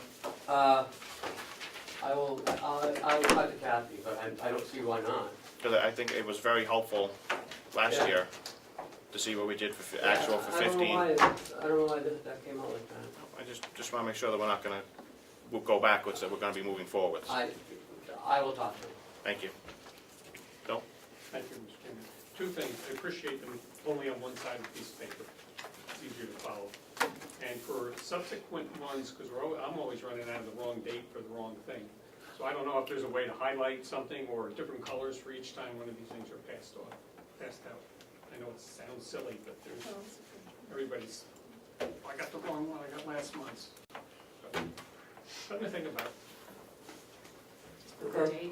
Yeah, oh, yeah, okay. for Something the bold subcommittee. or something. Right. That's a good Well, idea. if you only have one subcommittee meeting, you'll only have one set of Boom. Wishful thinking. No, it's easy. I'm an optimist, haven't you figured that one out yet? Recess is in order.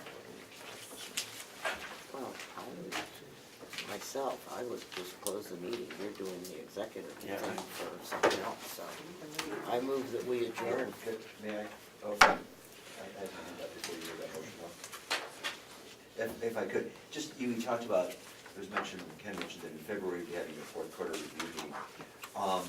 Is there an expectation that the subcommittees will meet before, so that that same meeting, because we don't need an entire meeting necessarily just for that, that same meeting we could then work on the budget as well, to minimize the number of meetings? Oh, that sounds Is that a reasonable expectation? Say that again. Oh, yeah. I didn't get that either. He said in February we'll be meeting for a 4th quarter review, but I'm just trying to look for efficiency. If we also have budget work to do, could we, is it reasonable expectation that subcommittees would have their work done, so that at that same meeting, we could then look at the next year's budget as part of that same meeting, and not meet multiple times, meet fewer times to get more done? I would temper the expectations that you're going to have year-end numbers any earlier than mid-February. Right, I understand. So I would think mid-February is when my estimation of when the subcommittees would start meeting. Be done early March.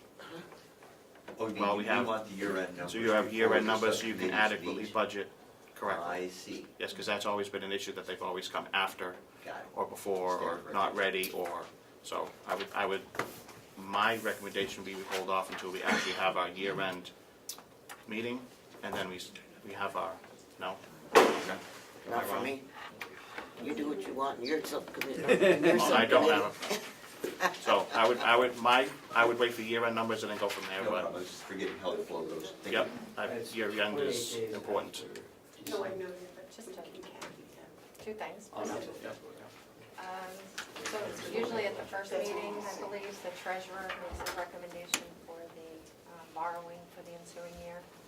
Will that be happening in February? I think we did it in January. I think it's January. Probably not till, we probably meet in February. It just depends on, What Where the we- big demands yeah. are. where the cash management, where the cash flow I think, problems are. I think it's gonna determine what the budget actually ends up being. Then we'll know what we're going to need and manage the cash flow, and that's where we'll make the determination for the TAN. Probably not till March. Okay. I just wanted to flag Good. it for February, just in case. Yeah, we'll flag For it the February, we agenda. can ask. And as far as your adjournment, if you could not do that, if you could go into a recess, because the executive committee to consider the line item transfers was not separately posted as a meeting. But then can you adjourn? Well, I'm not You staying. can adjourn from the executive committee. You can recess and go into it, I believe, and then adjourn from the full delegation after that. Because we won't, I'm not gonna stay. I don't know how many people are gonna stay, but there's no reason to. That's why it's written on the agenda like that. It wasn't separately posted.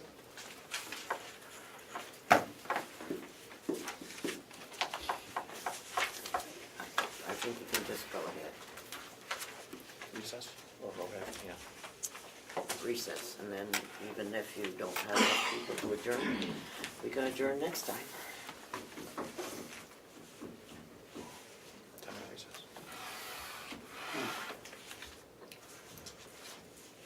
Point of order? Mr. Chairman, yeah, I would say don't adjourn. I also believe there was going to be a group possibly going over to the county attorney's office. You have to just make sure that we don't adjourn and create illegal meetings. I'm sorry, it was posted that way. Okay. I'll move we recess. In the past, you've voted to allow us to operate because there's no appropriation for 2018, that you've allowed us to operate on the budget, but not exceed, or no new projects or anything until the budget passes. Because we have no authority to run the county without that vote, truly.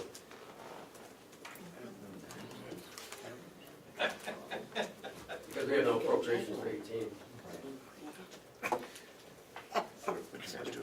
Yeah, it's exactly what it is. Karen, do you remember that? No, I don't remember I don't that. either. We've always just assumed that, that the, It's gonna operate. they're We gonna did it last operate. year, so, I don't When did we do it last year? yeah. Yeah, you did. We, if I could, Sure. I don't remember having, possibly last year, but not before that, made a formal motion to extend operations of the county complex based on the previous budget. So I would just say that that is our understanding, and I don't know that there is a formal motion necessary. I would tend to agree. I don't remember us doing that last year. Or I'd never done it on when I was a It's selectman. what the towns do, they keep operating. Yeah, Right. but the selectman, I sat as a selectman, I never did that. Yeah, we've never done that either. So at least in terms of minutes, the statement has been made. I'll move that we recess. Second. All in favor? 10 minutes? Also, Lisa has a small presentation for the subcommittee of her subcommittee. I would say that, yes, that there shouldn't be a quorum present of that subcommittee. So if one or two want to go. Did you say that intended to the executive committee? Yeah, we're going to recess for 10 minutes. The executive committee's going to do the transfers. Yeah, we were there. Yeah, it's okay. You don't need us. No. We got 1, 2, 3. We got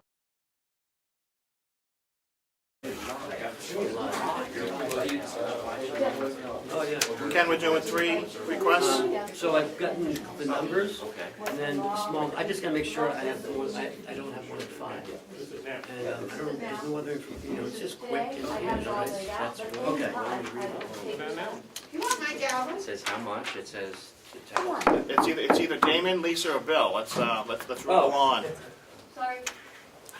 How you want to come on? Ed, you staying? When am I not here? I'm just gonna move over. Is it just 3 requests, Ken? Yes, sir. 15, 16, 17? Yes.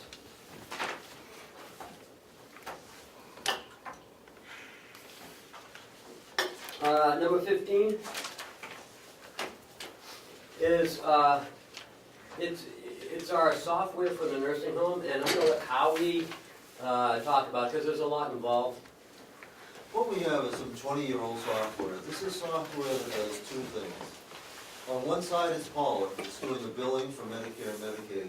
And the other side, it's Lori Tatro, our Director of Nursing, who's coordinating along with our MDS coordinator, all the clinical side. And it does all kinds of things in between. It's 20-plus years old. It's not used by anybody else in the state. We have the opportunity to replace it for the same cost. Essentially, we don't own it, we're functionally leasing it, and we can convert to what's the dominant player, point-click care, for the same dollars. There is involved a one-time $10,300 transition and training implementation fee. Now, the commissioners have approved our going single source with the contract, having reviewed what other counties have done with pricing this whole program in the past. What I went soft on with the commissioners and with Ken is that there is the potential here for us both to reduce expenses and to increase revenues. I'm conservative. I don't like to hold out to you the prospects of undocumented numbers. The truth is, this new software in other facilities has found them extra revenue on the Medicare Medicaid side by essentially enhancing their ability to bill. And it's also reduced expenses on other sides. In our particular case, not only do we have Cerner NTT data, we have that system that coordinates with Care Tracker, which is our point of service. And with the new system, it's all one. It cuts in half it eliminates a lot of the hardware that we're presently dealing with when we'll have to replace. There is the potential for significant savings. The transfer that we're talking about is money that we actually already appropriated for computer services. Traditionally, we've actually sent somebody, it's been Paula, it was our Director of Medical Records, it's been Lori, to specialized training just for this NTT, and that's always been an out-of-state conference. We did not do that this year in anticipation of looking at this software. We didn't want to invest in learning more about a system that we might be replacing, so we didn't spend that money, and we have that available. We also look towards different systems we put into training and conferences, both on the administration and on the clinical side. We do have an interesting opportunity. It sounds like a sales hearing, but this company, Point Click Care, does go up in their prices. They go up in their prices in November. They've guaranteed us their price lock going back to November if we can make that decision now. We've also received extra consideration from the pharmacy end, which had another part of the $7,000 total savings is $3,000 as part with medication management. The other part that's wonderful about this new system is that for the same dollars, not only do we get something that many of our staff have already been trained in, but we get something that does more than what we're presently doing, including electronic medical records and medication management. So that's the short version. There is really no downside to this. This is transitioning to a system that's dominant in the market, that many of our people know how to use. Our new staff that we hire will already be trained into it. It's simpler to use, it's likely to save us money, and it's likely to generate revenues. Representative. Thank you. The system that we currently have now is leased. It is, as would this one be. And do you have a sense of the changes in cost over time of the system that you want to buy? And, is there any significant challenges in terms of the leasing costs that will accrue to us once we, commit to the program? Well, the one thing that is good, as the county systems all transition to this, we have, as county homes, we talk with each other. Paula already did the background check. This was part of the justification for going single source. So we have collectively a little bit of leverage with the new company that we have absolutely no leverage with the old one. We're their only customer in long-term care in New Hampshire. And they can charge us whatever they want, and we either have to pay up, as we have, or we have to walk away. As we work with the other 9 counties, and actually another 10 county homes, about 80% have this, we'll be able to leverage it advantageously. Can't guarantee, they, as every company, will go up, but I feel more comfortable that we'll have some control that we wouldn't have if we stay with NTT data. I'd like to add that with this system, it has modules that we can add onto moving as we go down the road. There are more modulars that we can get to help enhance our operation at the nursing home.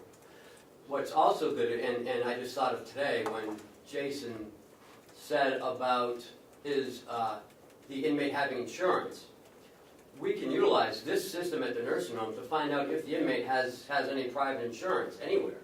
Because you just type in a name and it... The old system doesn't do it. The new one has a program called eligibility verification. In the old days, or just a couple of years ago, Paula only had to deal with Medicare and Medicaid. Now, when people show up, there's a multitude of insurances, and she's under pressure for two sides. If it's a skilled Med A admission, we need to make a decision, not within days, and not even within hours, sometimes within half an hour or we lose them. It used to take her days to try to track down an Aetna insurance or a new insurance. Now she'll actually get this information within 10 minutes. But that's exactly right, the same software could use to be changed. That software isn't specific to nursing homes. So there's no reason why we couldn't use it to qualify somebody for the House of Corrections. And with the modules, again, we can add, or if something's not working, we can just take it out. And each modular is a separate cost. Separate cost. You only pay for it if you use it. And we get more with this system for the amount of money that we currently pay for the system that we have with NTT. Correct. So it's more value for the dollar. Good one. Thank you. I thought it was about 2 years ago that we went to electronic billing instead of the manual billing because of the uncollected debt and all, and we've heard reports about the great collections we are doing for the Medicaid, with the state. So I'm confused. This is a new system for billing, but didn't we just upgrade for electronic billing? We did. 2 years ago? About 4 years ago. And it's made a world of difference. This would continue that. It would actually cost us a little bit less. So we're replacing the system that we upgraded 4 years ago, is that correct? No, we upgraded a module of the old system to include billing. But Right. well, we didn't really buy it, we increased, by increasing our monthly cost, we increased capability to do electronic billing. I thought we also had an electronic medical record system already. This system is replacing that system? It is. We don't have electronic medical records in place. This will be adding the medication management. We have had electronic medical billing. So there were no electronic medical records? No, we need to. We're one of the last. Okay. One more. One more. Okay. The commissioners approved the single source agreement for this. I'd like to see a copy of their document, their justification document. Sure. One more. I'm curious. Ed's next. Okay, sorry. Go ahead. I wanted to follow up on your question. Okay. I don't understand the process for deciding to do a single source bid. It's up to the commissioners. If all three of them agree to waive the bid, then we can waive the bid. And they all three agreed that they thought that this was I forget the exact reason why, but it was a better system for less cost, and it mirrored what 8 other county nursing homes are using. And they did the background check. Paula did all the background check. Howie's been in negotiations. Howie's even looked at different systems. You've been looking at this for quite a while. We follow the same basis that the state does when they go single source. If there's real and compelling reasons to essentially negotiate, and in this case, we knew what the other figures were. This is also the same, it's actually less than the same price for this company that they guarantee on their federal basis. So like the state has pricing, this has federal pricing, so essentially, we'd be paying less because of negotiations than say what the Veterans Home and even Glencliff might be paying. So we have a basis of comparison. And we already know it works because we've talked to other nursing homes and actually been down there and worked with them to see how it works. Paula's been to 2 different nursing homes that utilize point-click care and have worked with them. So. What about all the data that is in the NTT system? that transition, that migration is part of the cost, the value of that $10,300. That implementation is really we're looking to them to migrate to their system and manage that completely. Will that system then, the new system, point and click, is it called? Point and click here. Okay. Will that interface to the ACS system? Yes, because Is I that- say that with confidence because. So that's not part of the contract now? The implementation? Is that part of the implementation? I believe it is now. But I'm not, that I would need to check with Paula to confirm. But I believe the existing system does interface, which isn't, for our purposes, a major proposition, but I believe that it does. Why would that program need to interface with ACS? I don't see the correlation. Yeah, I'm not sure it does, because we don't use that. I mean, Paul doesn't use that. Yeah, Glenn, what do you mean? All of your accounts are in the ACS financial system. Don't accounts have to be updated? General ledger accounts? These would be fairly limited to revenue and accounts receivable. I mean, there's very few accounts that would come out of this software for ACS. Because I think the pluses I see is the training. If we hire somebody from another nursing home that already is familiar with the system, we don't have time training. We don't have the training lag to get them up to speed on our old system. It's huge. We also talked this year about doing a performance style audit over there, and is this part of that process? Looking into this? Well, the audit part ends up being, the Centers for Medicare and Medicaid have introduced, as of November 28th, Phase 2 of radical changes in implementation and compliance. Point-click care is designed specifically for long-term care. NTT is designed for acute care. This will serve a lot of compliance purposes for us that our present system won't. But in terms of performance review, there aren't any modules that I'm aware of that could be added for that, although there are other systems that we're looking at to do that, though. I might have misstated on that. Was to look at some of the ways that we could increase revenues, maybe look at some different ways to do things to streamline some of the processes we have and save money either on hourly or incurring more revenue that we might be missing, more accurate, not more accurate, but maybe quicker billing. Well, I'm going to share with you what the regional salesperson told me, and I say this reluctantly because I realize that he's selling. He says in 85% of the new installations of point-click care, it is paid for in its first year by increased revenues. I take that with a big grain of salt, and I don't want to put it to you that this is going to pay for itself. But for this guy to put that out there would suggest that we're going to see significant increase in revenues.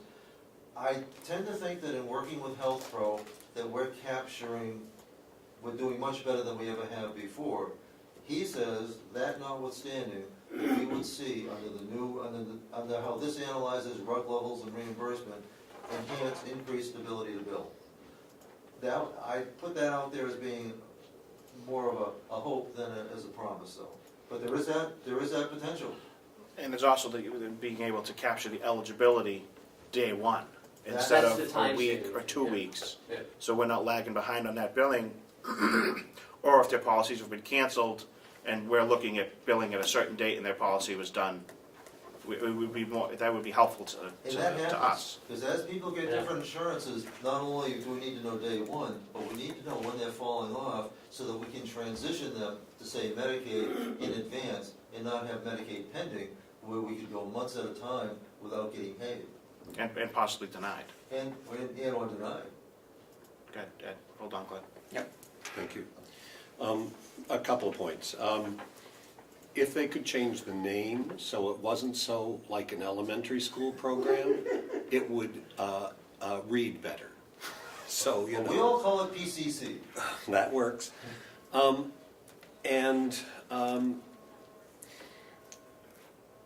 I would be on the side of wanting to see a multi-source bid. If your argument weren't as strong, I would be on the side of waiting and looking at next year's budget. If your argument weren't as clear, that, to me, that come end of March, this would be the recommendation that the subcommittee would likely put forward. It seems like a well-considered decision, and to save $7,000, although that's not the be-all and end-all, it's incumbent upon us to, if it makes sense, to do it. So I will support this request. Okay, well, About the transfer request itself, it's going into the county computer contracts, but I see that there's a $34,000 balance currently in that account. So why do we need to transfer $14,000 into that account? Well, because he's got other contracts that we pay out of this account. And they haven't been paid as of November 22nd? Okay, so maybe that, Like our county website is due at the end of the year. I know our licenses for all Yeah, the he Microsoft does licenses products. and stuff, so, I mean, basically, we have the money. We just wanna, we just wanna come to you and tell you that, we don't have the implementation. but it's our job, if I might, I think, to look at the transfer request and see that if it's an appropriate transfer. And in this case, looking at it, there's money in the account, so that's the reason for my question. So thank you for the answer. I'd like to follow up with that, and that the transfer amount requested is $14,300, but down below, you're only transferring out of accounts $10,300. Huh? You missed out there. Transfer the requested transfer. You wanna look at the new one. Okay, so this is not what you mailed to Right. us. Right. Sorry, yeah. It's, He has, Yep, I gave it to him. you got the new one, or you look at the old one? I was looking at the one that was emailed to us. Yeah. So we're only looking for 10,300, not 14,300. Oh, it looks like it was just a mathematical. Okay. I just want to make sure that we're not No, approving. This is what happens when you hurry. That's okay. so I will move to approve request 15. Any further discussion? All in favor? Aye. Aye.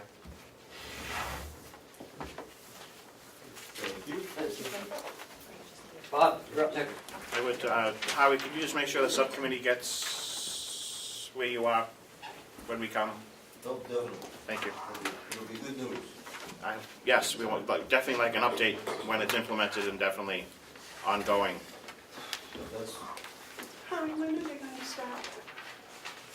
It's the original. hold on, we'd actually like to, if possible, to consider, we'd love to start a January 1st implementation. Life was a lot easier when things start the first of the year. So Move on to the other. that's entirely possible, Electricity? for one of the modules anyways. Next is 16. Electricity for this building. We estimate $5,200 get us to the end of the year.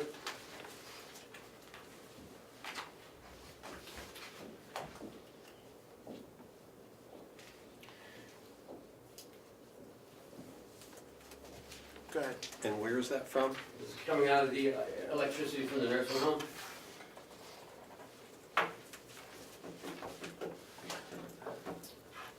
I believe that when we budgeted that we were gonna have an extra payment this year, because we had to cover one from last year. Did we pay December's and January's, or we had a late payment on, not a late payment, but a late cost contributed? Is that why we left money in there? Or was it we gave the full amount to the adjustment in savings?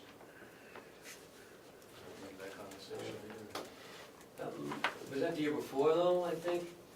That might have been the year before, you know, they made a payment in March or something. You're right, yeah, for December, 'cause Yeah. it was misbilled Yeah. or something, okay. All right, I apologize. Yeah, no, And it's going to this building, Yes. 4170? yes. Did you have a question, Ed? No. Glenn? I'll move to approve request 16. Second. All in favor? Aye. Aye. And the next one is, same thing, $1,000 from nursing home into the annex. We anticipate that at the end of the year. I'll move to approve. Second.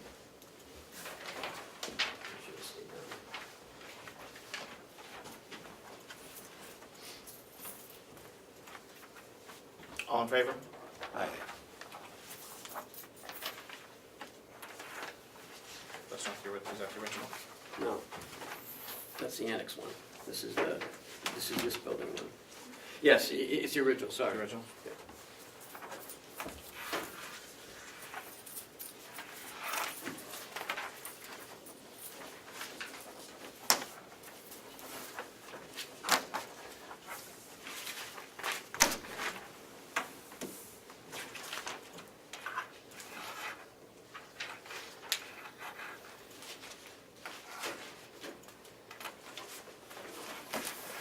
Is that one? That's 247. This is the third one.